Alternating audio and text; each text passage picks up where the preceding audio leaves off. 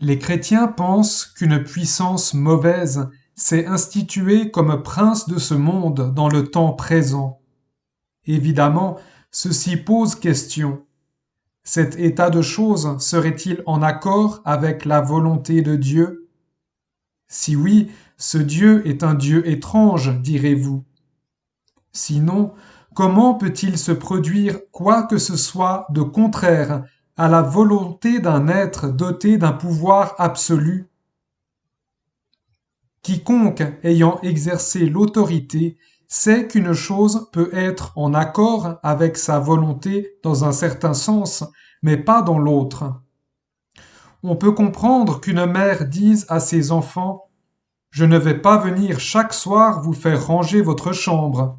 Il vous faut apprendre à la tenir en ordre tout seul. Un soir, elle monte à l'improviste et trouve l'ours en peluche, l'encrier et le livre de grammaire traînant dans un coin. Ce désordre n'est pas l'expression de sa volonté. Elle préférerait que les enfants aient tout bien rangé. Cependant, c'est par sa volonté que les enfants ont été libres de mettre le désordre. Ce principe se vérifie dans tout régiment, syndicat ou établissement scolaire. Lorsque vous laissez le choix aux gens de faire quelque chose, plus de la moitié des intéressés ne vont pas la faire. Ce n'est pas ce que vous vouliez au départ, mais votre volonté l'a rendu possible. Il en va probablement de même dans l'univers. Dieu a créé des êtres pourvus d'un libre arbitre, c'est-à-dire des créatures qui peuvent opter autant pour le bien que pour le mal. Certains pensent qu'on peut concevoir une créature qui, tout en étant libre, n'aurait pas la possibilité de choisir le mal. Pour ma part, je ne le puis. Si une chose a le droit d'être bonne, elle a aussi le droit d'être mauvaise. Or, c'est notre libre arbitre qui rend le mal possible. Pourquoi Dieu le donna-t-il aux hommes à l'origine? Parce que ce libre arbitre, bien qu'il laisse au mal le champ libre, est la seule chose qui rend possible l'amour, la bonté ou la joie. Un monde d'automates, de créatures se mouvant comme des machines, ne vaudrait guère la peine d'être créé. Le bonheur conçu par Dieu pour ses créatures les plus évoluées est le bonheur d'être librement et volontairement lié à lui et à tout être humain par un amour si merveilleux qu'en comparaison, l'amour le plus sublime entre un homme et une femme n'est que de l'eau de rose. Pour en arriver à cette communion entre Dieu et les hommes, il faut que les êtres soient libres. Évidemment, Dieu savait ce qui arriverait si les hommes usent à tort de leur liberté, mais il estimait que le risque en valait la peine. Peut-être sommes-nous enclins à ne pas être d'accord avec Dieu, mais ne pas être d'accord avec lui pose un problème. Il est la source même de tout notre pouvoir de raisonnement. Nous ne pouvons avoir raison et lui tort, pas plus qu'une rivière ne peut remonter plus haut que sa source. Quand nous contestons avec Dieu, nous contestons la puissance même qui nous a donné la faculté de raisonner. En d'autres termes, nous scions la branche sur laquelle nous sommes assis. Si Dieu pense que cet état de lutte dans l'univers est le prix valant la peine d'être payé en échange du libre arbitre, alors croyons-le. Si, plutôt que d'un monde factice, tel un jouet qui s'anime quand on tire les ficelles, Dieu a voulu disposer d'un monde vivant, où les habitants peuvent réellement faire le bien ou le mal, et où des choses réellement importantes se passent, alors acceptons que cela en vaille la peine. Quand nous aurons compris cette notion de libre arbitre, nous verrons combien il est idiot de demander comme on me l'a déjà demandé: Pourquoi Dieu a-t-il fait une créature avec tellement de défauts qu'elle a mal tourné? Car nous remarquerons que plus un être est de qualité, plus il est intelligent, fort et libre, meilleur il sera s'il choisit le bien, mais pire il sera s'il choisit le mal. Une vache ne peut être ni très bonne ni très mauvaise. Un chien peut être à la fois meilleur et pire. Un enfant beaucoup plus. Un homme ordinaire encore plus. Un homme de génie toujours plus. Un être superdoué, le meilleur ou le pire de tous. Comment la puissance des ténèbres s'est-elle pervertie? Voici sans aucun doute une question à laquelle les êtres humains ne peuvent donner une réponse dont ils soient sûrs. On peut toutefois émettre une supposition raisonnable et traditionnelle fondée sur notre expérience du mal. Dès l'instant où l'on a la notion du moi, on risque de se mettre en premier. On veut être au centre de l'attention. On veut être Dieu, en fait. Tel fut le péché de Satan. Et c'est ce péché-là qu'il enseigna à la race humaine. Certains pensent que la chute de l'homme a un rapport avec la sexualité, mais c'est une erreur. Le récit de la Genèse suggère plutôt qu'une corruption de notre nature sexuelle a suivi la chute et en est devenu le résultat et non la cause. Satan a mis dans la tête de nos lointains ancêtres l'idée qu'ils pouvaient être comme des dieux, capables d'agir à leur guise comme s'ils s'étaient créés eux-mêmes, être les maîtres de leur vie, inventer une sorte de bonheur bien à eux, en dehors et loin de Dieu. De cette tentative vouée à l'échec est née la quasi-totalité de ce que nous appelons l'histoire humaine. Argent, misère, ambition, guerre, prostitution, classe sociale, empire, esclavage. La longue et terrible histoire de l'homme essayant de trouver à Dieu un substitut qui le rendrait heureux.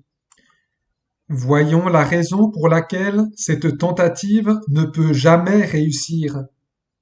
Dieu nous a fait, nous a inventé comme un homme invente une machine. Si une automobile est faite pour fonctionner à l'essence, elle ne fonctionnera convenablement avec aucun autre carburant. Dieu a voulu que la machine humaine fonctionne avec lui comme carburant. Il est le combustible que notre esprit doit brûler ou la nourriture de notre âme. Il n'y en a point d'autre. C'est pourquoi il ne sert à rien de demander à Dieu de nous rendre heureux selon nos propres conceptions sans se soucier de la religion. Dieu ne peut nous donner le bonheur et la paix qu'en lui, parce qu'il n'existe pas en dehors de lui. Aucune autre solution n'existe. C'est en ceci que s'explique l'histoire de l'humanité. Une énergie terrifiante est dépensée, des civilisations sont bâties, d'excellentes institutions sont élaborées, mais chaque fois ça tourne mal. Quelque fatalité conduit toujours à la tête des peuples des gens égoïstes et cruels qui n'apportent que ruine et misère. Et la machine cale. Elle semble fort bien démarrer, avancer de quelques mètres, mais elle finit par tomber en panne. On veut la faire marcher avec le mauvais carburant. C'est ce que Satan a fait avec nous, les humains.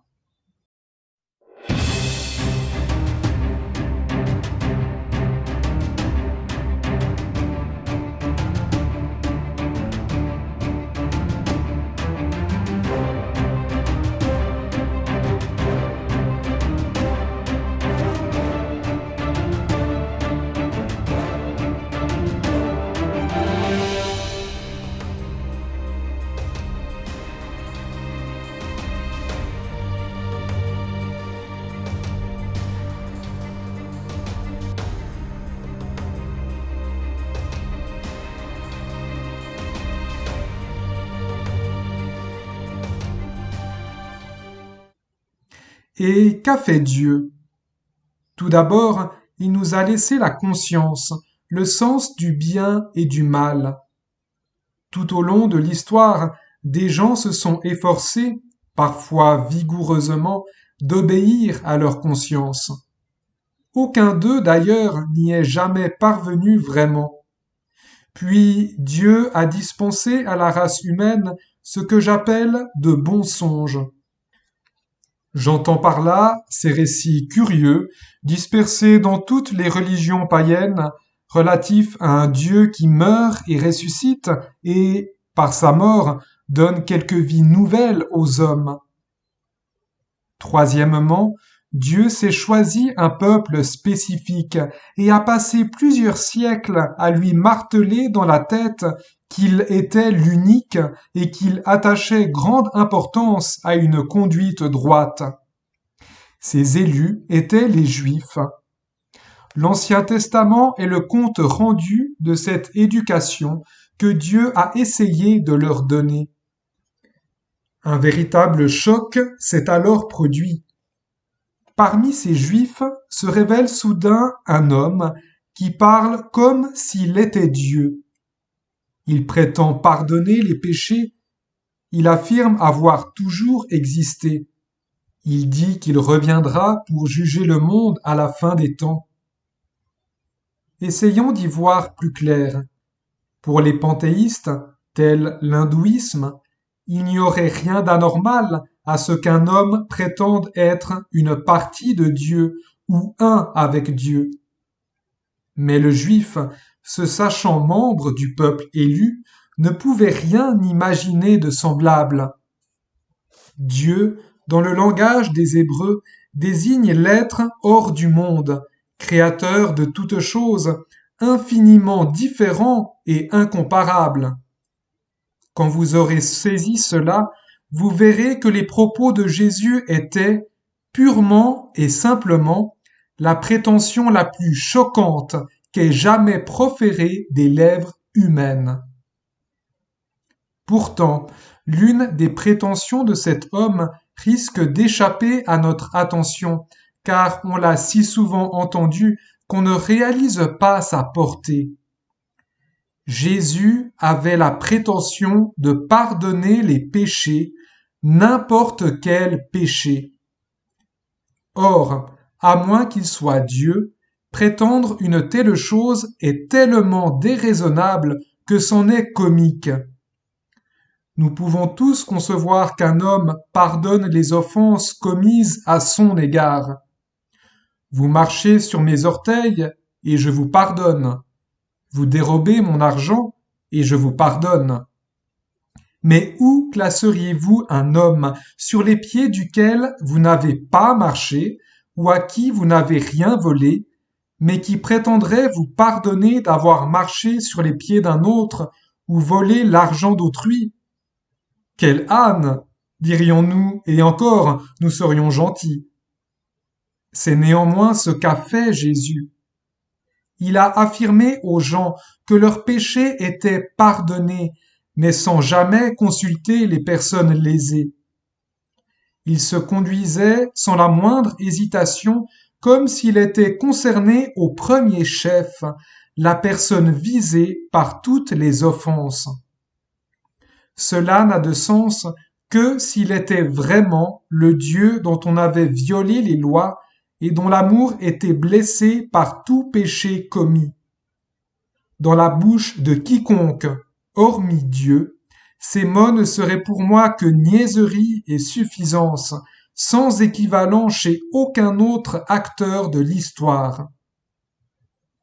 Cependant, et voilà ce qui est étrange et significatif, même ses détracteurs, quand ils lisent les évangiles, n'ont pas le sentiment que Jésus était idiot ou prétentieux. Encore moins les lecteurs qui n'ont pas de préjugés. Le Christ dit de lui-même qu'il est doux et humble de cœur, et nous le croyons, sans remarquer que, s'il n'était qu'un homme, nous ne qualifierions certainement pas certaines de ses paroles de douces et humbles. Je cherche ici à empêcher quiconque de prononcer cette phrase vraiment insensée qu'on avance souvent au sujet de Jésus. Je suis prêt à voir en Jésus un éminent maître de morale, mais je récuse sa prétention d'être Dieu. C'est la chose à ne pas dire. Un homme qui ne serait qu'un homme et qui tiendrait les propos que tenait Jésus ne serait pas un grand professeur de morale. Ce serait soit un fou, comme quelqu'un qui affirmerait être un œuf poché, soit le démon des enfers. Il nous faut choisir. Ou bien cet homme était et reste le Fils de Dieu, ou bien il ne fut rien d'autre qu'un aliéné, ou pire encore. Soit vous enfermez ce fou, soit vous crachez au visage de ce démon et vous le tuez. Soit, au contraire, vous vous jetez à ses pieds et vous l'appelez Seigneur et Dieu. Mais n'accordons aucun crédit à cette absurdité condescendante, à savoir qu'il serait un grand maître. Il ne nous a pas laissé cette possibilité, il n'a pas eu cette intention.